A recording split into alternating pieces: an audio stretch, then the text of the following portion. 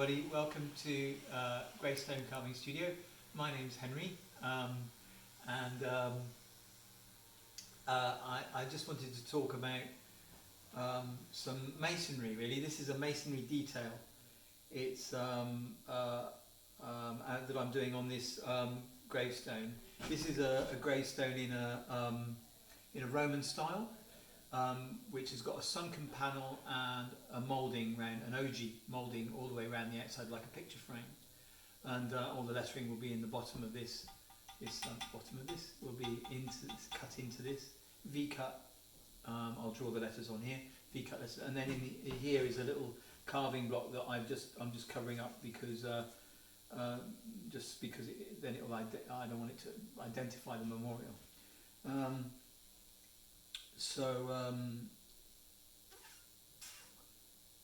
If you have a look at here on the board, I've drawn the ogee. I've drawn the ogee here.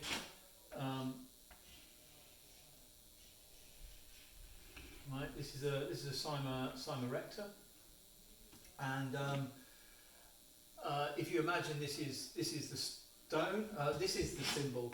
This is the symbol for stone, but we draw little dotties here, which gives you an idea of where the stone is. Initially, what I did was one of the hardest, apart from my drawing being all up the creek, one of the hardest things to do is to create a sunken panel. So this is this panel. And originally it was just this panel, and I took all this out, and made the bottom flat, and I did it with a sinking square. So I at various points I sank little pockets the right depth, and then joined them up, and then eventually just kind of like went over the flat surface and smoothed it all off, but. And then rubbed it up. But the reason I wanted to say that was because this point here, so when, imagine that's just a piece of stone there, there's no moulding there, so boom, boom, boom. The really important point is this point here. You apply it to the surface of the material, but you pick up that point there, and that's the point that's got to be the right depth, and it's got to be straight, and it's got to be clean. And one of the nice tricks that you can do when you've done your masonry and you just want to kind of finish it all off, you can just put this it's a 2-inch bolster, but you can just put a reason, and then you just run the back end, this edge of the chisel, just run it along there, and that just kind of crisps it up. So, once I've done the check, imagine that there's no chamfer there, I took the chamfer off. So with this moulding it's really easy. Sometimes you've got an ogee that runs up here like that, and then is a bit more, so that the line comes up to here, but on this occasion it's between that point and that point, so it was easy. And I was originally trained to do this check first. So there's a check here, a little check here.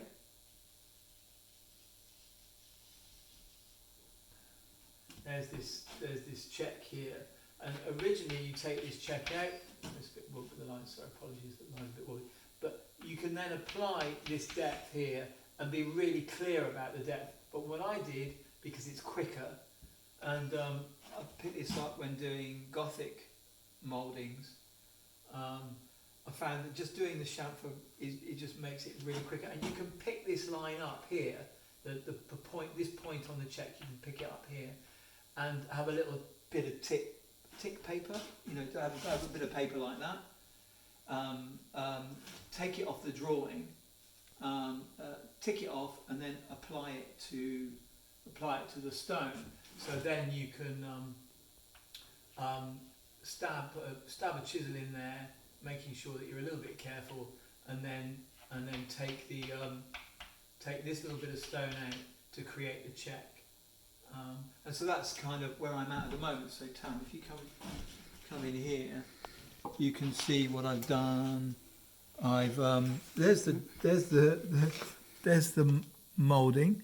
So we're talking, it's quite dinky, and if you come over to this point, you can see there I've applied this line off that chamfer. I've taken the line off the drawing and I've applied it on the chamfer. And then if you come over here, you can see that I've gone with it. I've used this size chisel for some reason. It just felt easy. It was kind of, you could use a 2-inch on it and go pop, but it's a bit brutal, and I wanted to go reasonably deep, but not. It seemed to be the right chisel to use. And then once I'd done that, I've run this chisel along here down to that line. Now you can see that this line, can you see it? Can you see it? That this line runs out, so it's not vertical. But if I just quickly run this along here, so in stabbing down here like that, ba-dump, I protect this arris so that I can run it along here, and it's not likely to pluck off here. And so I protect, because that line, that arris is the important, as is that one down there, this one here. I mean, that bottom one's really important, but this one is really important. But as you can see,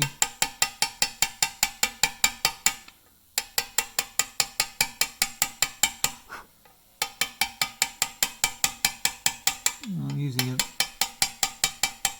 being a bit lazy and using it. There we go, use this one.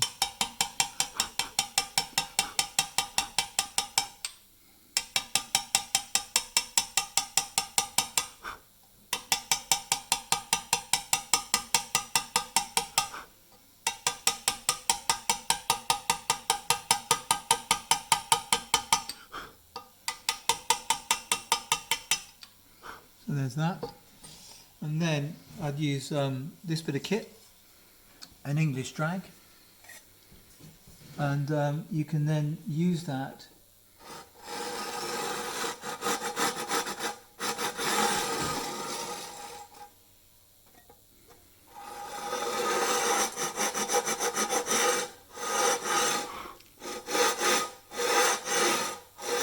to drop down to that line, and then use it very carefully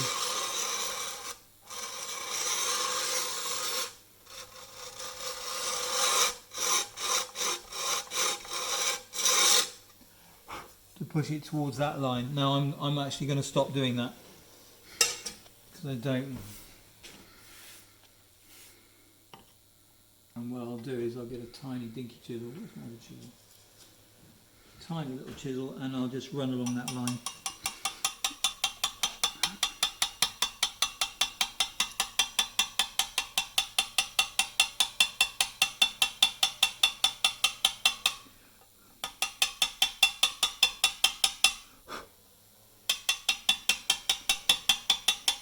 So the danger of using the drag is if you slip, you just take this arris clean off, and that's why I wanted to stop, because I didn't. A little safer using this, although this isn't as quick. And if it was a slightly bigger check, I wouldn't worry about it.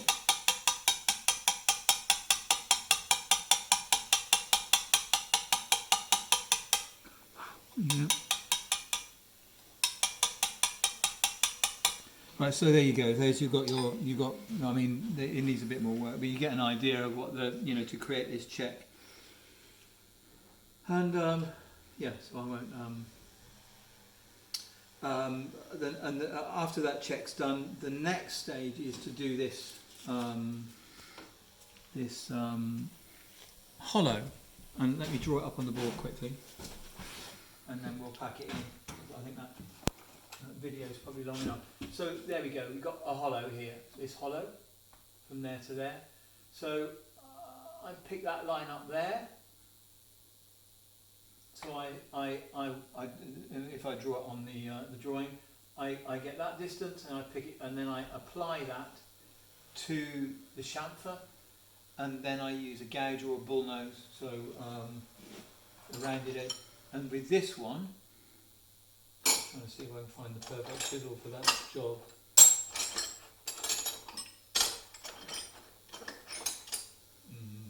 No, I can't find it at the moment. But you establish this bottom line, this line inwards, with a flat chisel, and then apply a bull nose all the way along, and that's a rounded edge chisel or a gouge, which is a rounded ended chisel.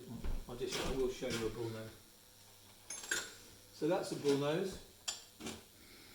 It's a bit small. That's the chisel I was looking for. That one. That's the chisel I would do it with. I'm going to put that down on the side. Or you can use a gouge, and that's a gouge, but that's a bit brutal, and that's fire sharp gouge, and in fact I don't have any tungsten tip gouges. They're really delicate, and they're delightful bits of kit, but they're very expensive and quite easily broken. So but you know, this is okay on this bit of stone. This is a lovely bit of Portland, about the cleanest bit of Portland I've seen in a long time, and that's was cut by Dean Harris from Marnell Quarry, yeah.